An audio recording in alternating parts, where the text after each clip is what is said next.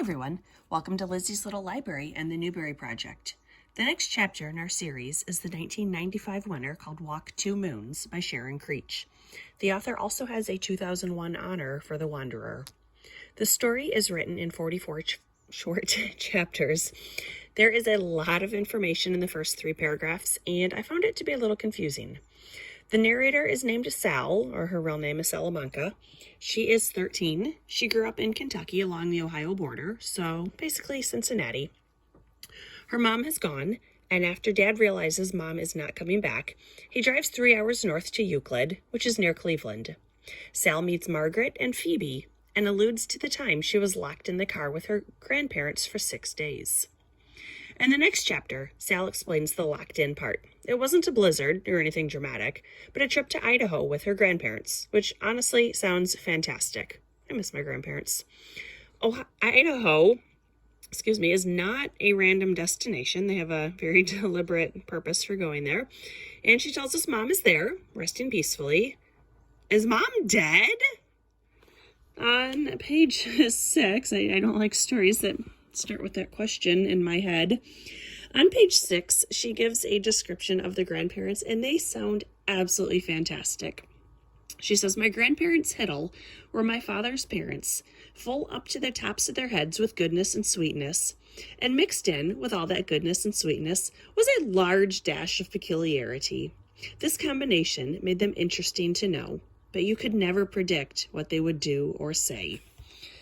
And almost immediately, Sal begins telling the story of her friend Phoebe. The back cover says she's telling about Phoebe, Phoebe's missing mother, and a lunatic. And I'm wondering, is this some sort of Fight Club twist? What are the odds of 2 young friends both having absent mothers? Sal and her grandparents follow the route that Mom's bus took. They know the route. She had sent postcards from each destination. They first go through Chicago and Milwaukee.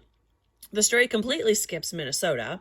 They drive through South Dakota, and I wish more time was spent here because I really liked that state when I visited. On page 109, we finally learn why Mom left. She said she needed to clear her head and her heart of all the bad things. She needed to learn what she was. Dad said she could do that at home, but she believed she needed to do it on her own. Dad visits her in Idaho and realizes she's not coming back. He feels haunted by her in the house, so he and Sal move closer to the grandparents and to his friend, Mrs. Cadaver. In Phoebe's story, her mother leaves as well. She left a note for her husband that said she has to go away and couldn't explain. Sal sees a pregnant woman and admits she is scared of them. She then remembers when her mom had a stillbirth because the cord had wrapped around the baby's neck. I can understand Mom needing a change of scenery after that. Idaho was not randomly chosen either. Mom had a cousin there that she was going to stay with. The cousin had known Mom when she was younger, and she thought maybe the cousin could help her identify and realize who she is, and it's a sad story. Eventually, Sal and her grandparents make it to Idaho. We learn the rest of Mom's story, and then they return home. The end. I really did like Sal's story. I thought it was a great story with a road trip with the grandparents, and it definitely helps that I've been to almost all of the places that they visit.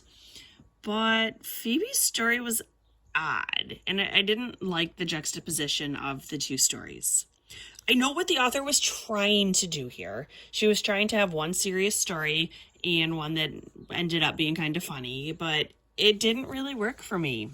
I would have eliminated Phoebe's story altogether and added a lot more details to Sal's road trip story.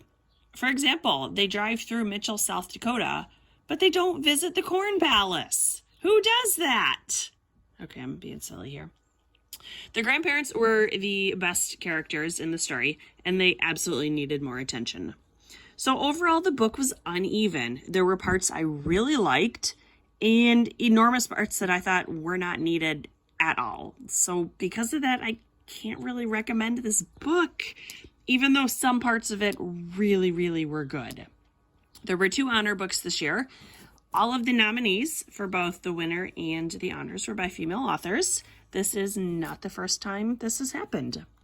The next book is The Midwife's Apprentice by Karen Cushman. I will get to that one soon enough. This was Walk Two Moons.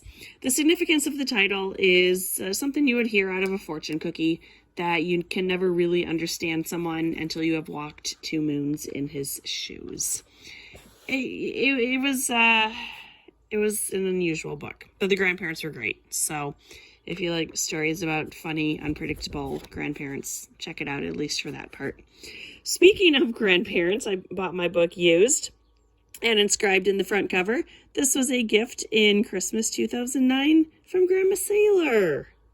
I don't have a Grandma Sailor, but I'm happy that she bought this book for someone and it found its way to my bookshelf. So this was Walk Two Moons by Sharon Creech. Thanks for watching. Bye.